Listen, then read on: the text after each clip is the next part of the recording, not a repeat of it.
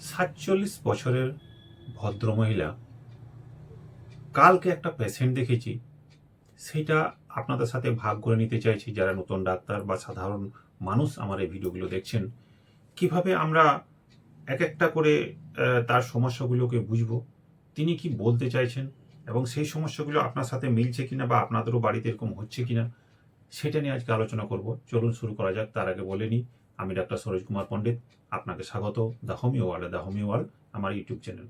আজকে যে বিষয়টা বেছে নিয়েছি সেটা হচ্ছে একদম প্রপার কেস টেকিং করেছি। কেমন করে মানুষের কি কষ্ট হচ্ছে, তিনি কি বলছেন, সেগুলো আগে একটু শুনে নিই। আমি খাতা কপিটা বার করলাম কালকে। প্রথমেই তিনি এসে বলছেন, ডাক্তারবাবু, আমি ভিলোর অ্যাপোলো অনেক হোমিওপ্যাথি ডাক্তার দেখিয়ে এসেছি। আপনারটা ইউটিউবে আপনাকে খোঁজ করছিলাম, অন্য একটা চেম্বারে খোঁজ পেলাম, দেখলাম যে ওখানে আপনি আজকে বসছেন না, তাই এখানে আমি চলে এলাম আপনার খোঁজ নিয়ে নিই। তা মানে ঠিক আছে, তো হয়েছেটা কি? বলছে, ডাক্তারবাবু, আমার না বুকটা যেন আনচান আনচান করে, আমার যেন কেমন কিছু একটা হয়, আনচান আনচান হয়। আমরা আনচান আনচান হয় মানেটা কি ঠিক বুঝাতে পারছি না ডাক্তারবাবু, কিন্তু না আমাকে কিরকমই যেন একটা লাগে, যেন মনে হচ্ছে আমার কিছু একটা হয়ে যাবে, আমাকে কিছু ভালো লাগে না।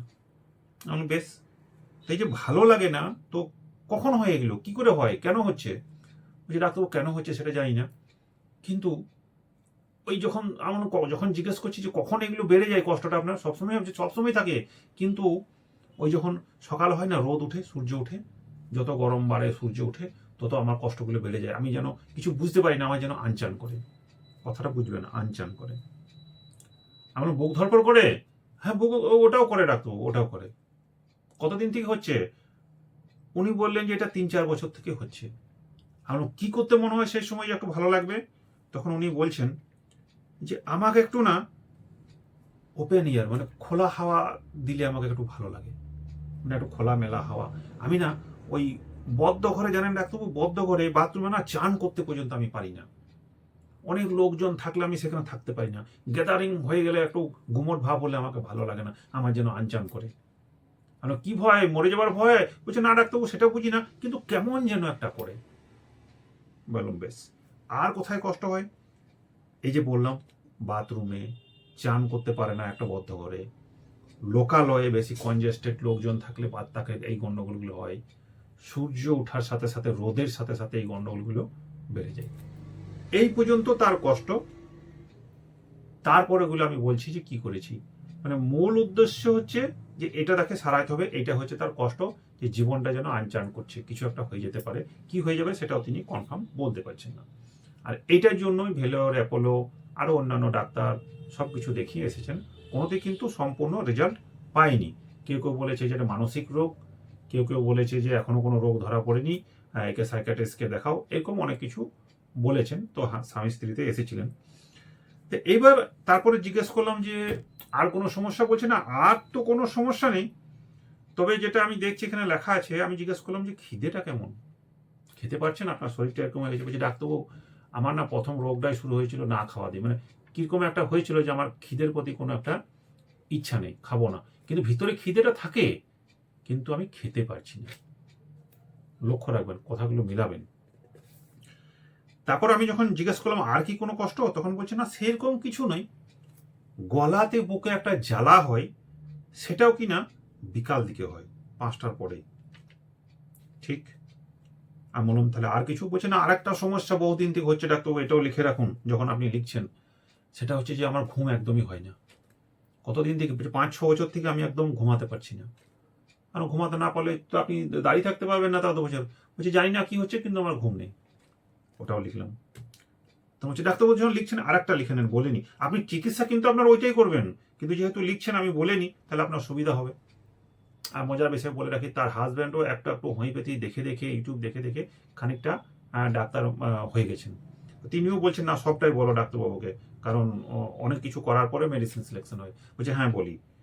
বলছে, আমার এই আঙ্কেল জয়েন্ট, পায়ের নিচে যে জয়েন্টটা রয়েছে, সেখানে না ফুলে ফুলে যায়, সেটা দিনের দিকে বেড়ে যায়, রাতে শুলে আবার ঠিক হয়ে যায়। ওটাও লিখলাম। খুব ভালো। আমরা আর কোনো কষ্ট?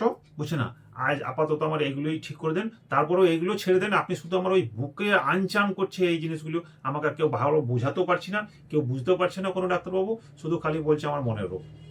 এটা আপনাকে ঠিক করে দিতে হবে। আমি জানি আপনি আমাকে ঠিক করে দেবেন, কথাগুলো বুঝবেন। হলো এইবার আমি শুধু তো এইগুলো দিয়েই তো মেডিসিন সিলেকশন করবো বলে হবে না, আমাকে আরও ফিচার্স চাই। আমাকে টোটালিটি অফ সিমটম করতে হবে, তাকে আমাকে জানতে হবে মানে সে কী চাইছে। আমি তো দেখবো এগুলো যে কী হয়েছে।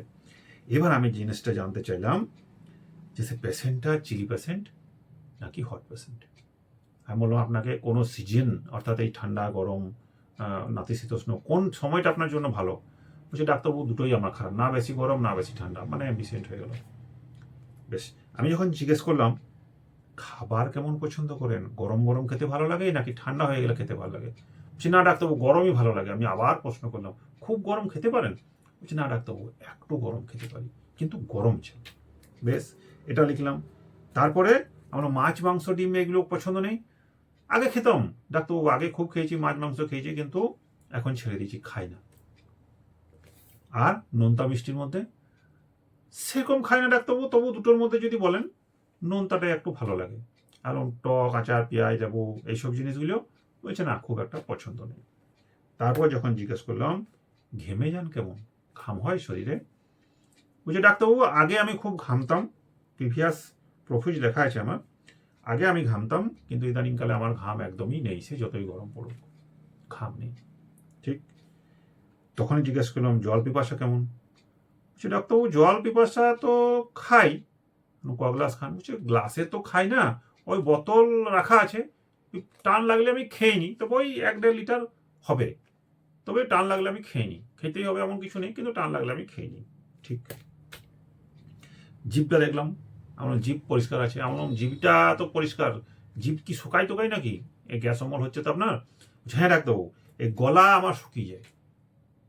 ঠিক, পায়খানা, হ্যাঁ কনস্টিপেশন, মানে আমার পায়খানা পরিষ্কার হয় না। আমার কি প্রতিদিন হয় না? বুঝে হয়, কিন্তু পরিষ্কার ডাক্তারবাবু বহুদিন হয়নি। ঠিক আছে লিখলাম। এমন কোনো স্বপ্ন দেখেন যে বারবার স্বপ্নটা আসছে? ঘুম তো আপনার হচ্ছে না বলছেন, তাহলে স্বপ্নও তো নিশ্চয়ই দেখবেন। বলছে না ডাক্তারবাবু ওই ঘুমের ঘরেই একটু একটু আমি স্বপ্ন দেখি। ভালোই বললেন, এটা কিন্তু আমার অনেক দিনের একটা আছে বলার। সেটা হচ্ছে যে আমাকে না মনে হয় পুলিশ এসেছে, পুলিশ আমার বাড়িতে এসেছে, এইটা আমি বারবার দেখি। আর কেউ যেন আমাকে বিছানা থেকে ঠেলে দিচ্ছে, পড়ে যাচ্ছি, ঠেলে দিচ্ছে, এরকম একটা স্বপ্ন আমি প্রায়ই এই দুটো স্বপ্ন দেখি। নোট করবেন। তারপর যখন মানসিক লক্ষণগুলো নিতে চাইলাম, আমি এগুলো তো মানসিক লক্ষণই নিচ্ছিলাম, তারপরে যখন আমি লক্ষ্য করলাম যে আর একটু ডিপে যায়, ওর হাজব্যান্ড বসে আছে, আমি যখন বললাম আচ্ছা এই যে ধরুন আপনার এত কষ্ট হচ্ছে, সেই সময় গান বাজনা শুনলে ভালো লাগে না, যে একটু সুন্দর করে গান লাগায় মনে ভালো লাগবে না? বলছে না ডাক্তারবাবু আমি একদম আওয়াজ বন্ধ করতে পারি না, আওয়াজ এই আওয়াজ হাই হট্টগোল আমাকে একদম ভালো লাগে না, বিরক্তিকর আমার জন্য, শান্তশিষ্টই ভালো জায়গা আমার। রেগে যান কেমন? রেগে যাই, তবে খুব একটা নয় যে খুব রেগে যাই এরকম নয়, তবে আমি রেগে যাই। আর যেটা হচ্ছে যে যদি যখন বললো যে রেগে যায়, আমি কাউন্টার কোশ্চেন করলাম, আমি রেগে যদি যান, আপনার হাজব্যান্ডও এখানে আছে, হাজব্যান্ডকেও জিজ্ঞেস করলাম, আমি ইনি যখন রেগে যান বা আপনি যখন রেগে যাচ্ছেন, তো সেই সময় যদি আপনার নিজের লোক বা অন্য কোনো লোক বুঝাতে যায়, বুঝে না কি করবি রে হয়ে গেছে, এরকম বুঝায় তো অনেক মানুষ, তো সেই সময়টা আপনার কেমন লাগে? বুঝে না, বুঝে যাই, বুঝালে আমাকে ভালোই লাগে, আমি বুঝেও যাই, ওতে আমার কোনো কষ্ট হয় না। ঠিক, চিন্তা করবেন। তারপর বলছে যে ডাক্তারবাবু আর একটা কথা বলি, আমি না একা থাকতে পারবো না। মানে না আমার আশেপাশে যেন লোক থাকে ডাক্তারবাবু, আমি একা একদম থাকতে পারবো না। কেন থাকতে পারবো না জানি না, ওই যে বুক আনচান করে সেই ভয়ে। বলছে না সেরকম নয়, কিন্তু আমি একা থাকতেই পারবো না। আমি তাহলে কি রাতের বেলায় ভূতের ভয়? এখানে লেখাও আছে যে খুব একটা ভয় করে এরকম নয়, কিন্তু একা থাকার ভয় একটা বরাবরই রয়েছে, লোকজন তার কাছে চাই। তারপর একটা যেটা বলছে সেটা হচ্ছে যে একদমই একা পছন্দ করে না, মানে ওর লোক চাই, ডিসলাইক অ্যালোন, মানে পছন্দই করে না একা। মেমোরি উইক, অর্থাৎ ভুলে যাওয়ার একটা টেন্ডেন্সি আছে। ও বলতে বলতেও যেন কিছু একটা খুঁজছিল বলার জন্য। আরেকটা যেটা একটুকুতেই কেঁদে ফেলার টেন্ডেন্সি আছে, বলতে বলতেও যেন চোখ ছলছল করছিল, এতদিনের কষ্ট তো চোখ ছলছল করছিল, ডাক্তারবাবু আমাকে ঠিক করুন। তো এতক্ষণ পর্যন্ত এইগুলো আমি কেস টেকিং ওনার করলাম, তাতেও যেন কনফিউশন হলো। আমার মাইন্ডে এখনো কমপ্লিট পিকচারটা আসছিল না, দ্বিধাগ্রস্ত হচ্ছিলাম। আমি আরেকটুকু ঢুকলাম, বললাম 47 বছর তো বয়স হলো, পিরিয়ডের ব্যাপারটা কেমন, বন্ধ হয়ে গেছে? বলছে না ডাক্তারবাবু, বন্ধ হয়নি, এখন ওই 5-6 মাস পর পর প্রচুর পরিমাণে হতে থাকে, তারপর আস্তে আস্তে আবার ঠিক হয়ে যায়। তার মানে মানে মেনোপজাল একটা প্রবলেম রয়েছে, এটাও লিখলাম। বললাম আপনার কি এর আগে কোনো রোগ জ্বালা হয়েছিল? বলছে ডাক্তারবাবু সেরকম তো কোনো বড় ধরনের রোগ হয়নি। তবে তখন স্বামীটা বলে উঠছে, না না ওটা বলো, ফিসচুলা হয়েছিল, সেটা অপারেশন করা হয়েছিল। এটাও লিখলাম। তত ক্লিয়ার হচ্ছে না এখনো পর্যন্ত। আমি আবার জিজ্ঞেস করলাম সবকিছু মিলিয়ে, কোনো মনটা তো একদিকে যাচ্ছে যে মেডিসিন সিলেকশন করতে পারো। বললেন যে রোদ উঠলে আপনার কষ্ট হয়, তাহলে আর কি কোনো রোগ বলতে রোদে মাথা ব্যথা ট্যাথা হয়? বলছি ডাক্তারবাবু বহুদিন আগে রোদে থাকলে মাথা ব্যথা হতো, কোন দিকে সেটা এখন মনে নেই। তখন আমি জিজ্ঞেস করলাম, আচ্ছা এইগুলোতে কি কোনো জ্বর তর এলে কখনো বলে না টক টক টক খেয়ে দিলে জ্বর চলে আসে, এইগুলোতে জ্বর ঠোঁটো হয়ে যায়, ফিভার বিলাসটা চলে আসে, হয়? বলছে না না সেরকম কিন্তু হয় না। এবার আমি এই জিনিসগুলোকে নিয়ে রেপার্টারি করলাম। ল্যাপটপে যখন আমি রেপার্টারি করতে বসলাম, তো অনেক মেডিসিন যেগুলো আসছিল সেগুলো কাটছাট করে করে করে করে 4টা মেডিসিন এলো। কি? Lachesis, Sepia, natrum mur, Pulsatilla. আপনাদেরকে একটু সময় দিলাম, ভাবুন তো পেশেন্টটাকে আপনি হলে কি দিতেন। এবার যখন আমি একটু ক্যালকুলেশন করলাম যে 4টা মেডিসিন তো আর দেওয়া যাবে না, কোনো একটাই তার সাথে মিলবে, সেটা কোনটা?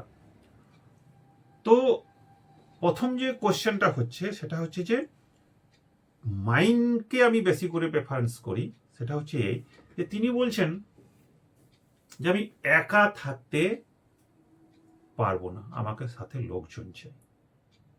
তার মানে এখানে সফটওয়্যার তো আমাকে দিল 4টা মেডিসিন, একা থাকতে পারছি না, নেটামিউর বাদ চলে যাবে, কারণ নেটামিউর একা থাকতে বেশি পছন্দ করে। আরেকটা যেটা কনসোলেশনে, অর্থাৎ কেউ যদি তাকে সান্ত্বনা দেয় তাহলে সে বুঝে যায়, নেটামিউর বোঝে না, তাহলে নেটামিউরটা এখানে বাদ। সিপিআর ইনডিফারেন্স আছে, অর্থাৎ তার স্বামী, সংসার, ঘর এগুলো খুব একটা গুরুত্ব সহকারে সে দেখবে না, এখানে সেটাও বাদ, সিপিআরটাও আসছে না। রইল লেকেসিস।